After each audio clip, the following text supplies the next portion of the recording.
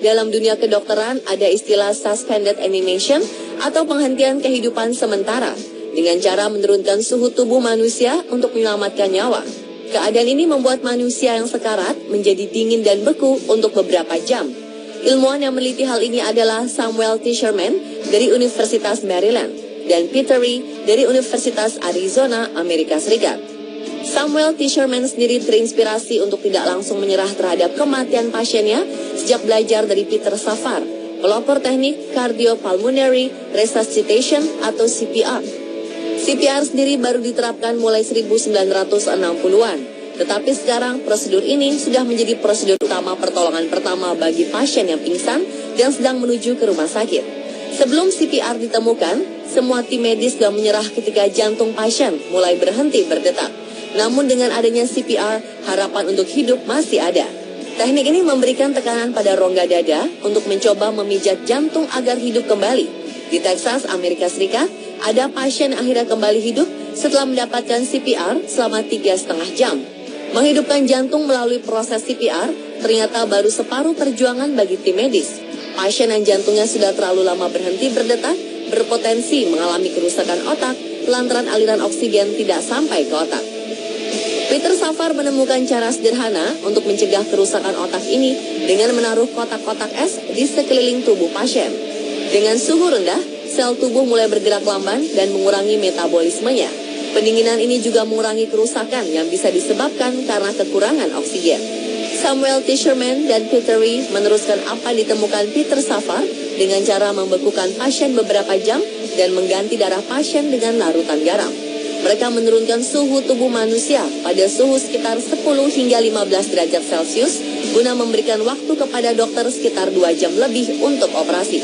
Selama itu juga, tim akan mengeringkan darah dari tubuh dan menggantikannya dengan larutan garam dingin.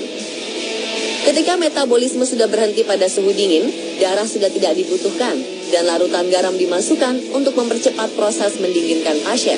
Penelitian ini menghabiskan waktu 20 tahun sampai akhirnya bisa dibuktikan aman dan efektif. Dan tahukah Anda, kasus-kasus seperti ini sudah beberapa kali dipraktekkan para medis. Inilah kasus pembekuan manusia untuk kesehatan versi on the spot.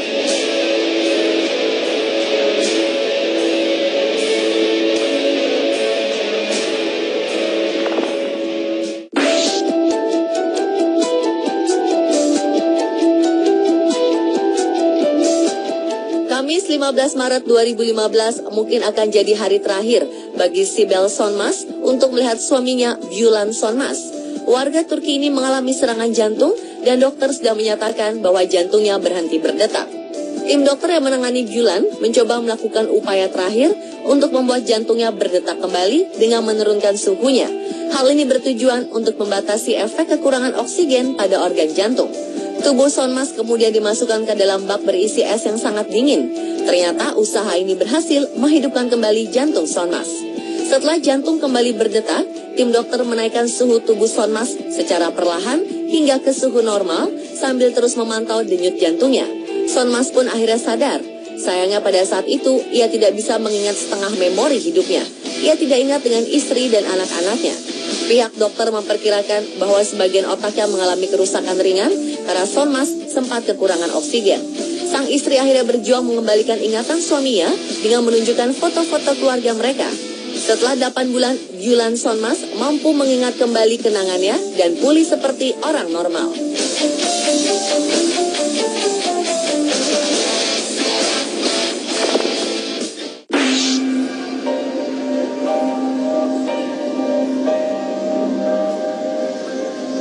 Seorang dokter ternyata tidak bisa menyelamatkan dirinya sendiri pada keadaan kritis dan terpaksa membuat heboh rumah sakit untuk menolong nyawanya.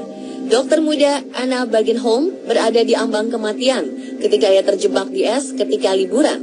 Perempuan 29 tahun ini terperangkap di dalam es dan bebatuan selama 80 menit sampai akhirnya regu penyelamat datang menolong. Pada saat dievakuasi dari lokasi kecelakaan, Anna sudah tidak bernyawa lagi secara klinis. Jantungnya berhenti berdetak, matanya membelalak tak bergerak, darahnya sudah beku, dan tubuhnya membiru. Setelah berhasil dinaikkan ke helikopter, tim medis melakukan CPR hingga tiba di rumah sakit. Namun tidak ada tanda-tanda kehidupan dari Anna. Tim medis Rumah Sakit Universitas Tromsø mengambil alih penanganan. Butuh 100 orang dokter dan suster untuk menghidupkan kembali jantung Ana. Setelah beberapa waktu, jantung Ana kembali berdetak.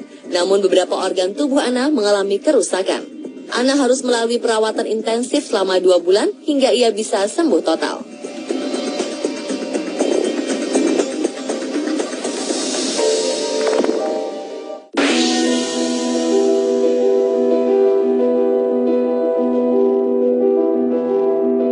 Kasus pembekuan selanjutnya pernah terjadi pada seorang bayi. Sama Zohir baru berusia sebulan ketika dokter memutuskan bahwa ia harus menjalani operasi karena kondisi jantungnya bermasalah, di mana pembuluh darah yang mengalir ke jantungnya terhubung dengan cara sebaliknya. Jantung Sama yang baru berukuran lebih kecil dari bola golf ini sangat riskan untuk dioperasi. Karena itu, dokter memutuskan untuk membekukan terlebih dahulu bayi mungil ini dengan meletakkan kantung es di sekeliling kepala bayi. Dengan menggunakan mesin bypass, jantung, paru-paru, dan darah Sama didinginkan menjadi 18 derajat Celcius. Dokter juga menghentikan detak jantungnya. Pada kondisi ini, bayi Sama bisa dinyatakan meninggal dunia. Dokter hanya memiliki waktu 50 menit sebelum jantungnya dihidupkan kembali. Ajaibnya, operasi hanya berlangsung selama 23 menit dan mereka berhasil menghidupkan kembali bayi mungil ini. Dokter kemudian menghidupkan kembali mesin bypass dan darah hangat terpompa ke tubuh untuk mengembalikan suhu tubuhnya ke titik 37 derajat Celcius. 5 tahun setelah operasi, Sama dinyatakan sembuh total, jantungnya normal dan ia bisa hidup normal seperti anak-anak seusianya.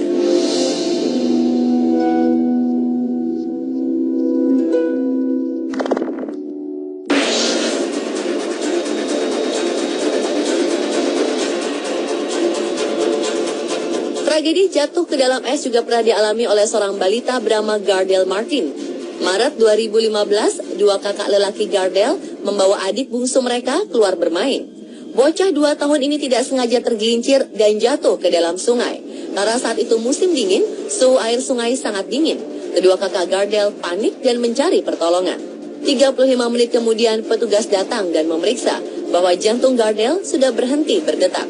Sambil membawanya ke rumah sakit, petugas melakukan CPR, namun tidak berhasil membuat jantungnya berdetak. Di rumah sakit, proses CPR masih dilanjutkan selama 1,5 jam. Tim medis bergantian memompa dada Gardel, namun tidak ada tanda-tanda kehidupan. Dokter kemudian melakukan bypass jantung paru untuk memanaskan kembali tubuh bocah ini, dan cara ini berhasil.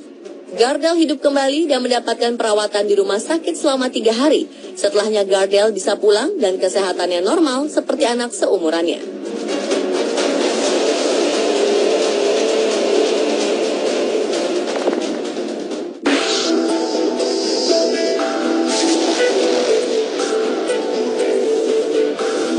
Kasus terakhir datang dari seorang bayi prematur. Luis Milagros, bayi prematur yang lahir 3 bulan sebelum waktunya ini, bobotnya hanya 700 gram ketika dilahirkan.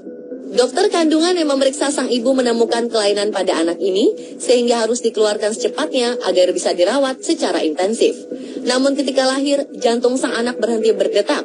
Dokter kandungan menyerahkan sang bayi kepada dokter anak untuk diperiksa lebih lanjut, namun hasilnya sama. Analia Boutet dan suaminya sangat sedih mendengar berita ini. Mereka kembali ke rumah untuk mempersiapkan pemakaman.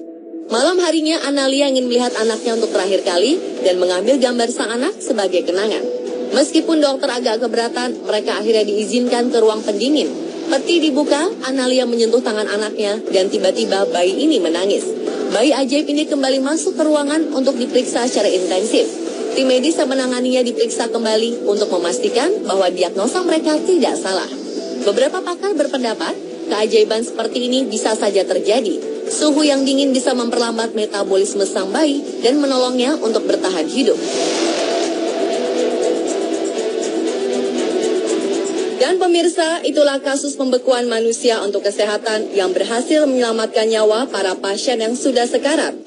Perjuangan mereka patut diteladani agar tidak terlalu cepat menyerah pada keadaan.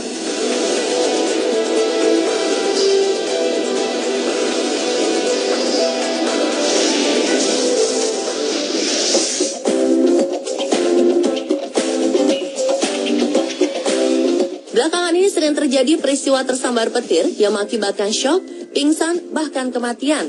Beberapa di antaranya berhubungan dengan ponsel. Setelah jeda berikut, On The Spot akan memaparkan bahaya tersambar petir. Jadi, jangan kemana-mana ya.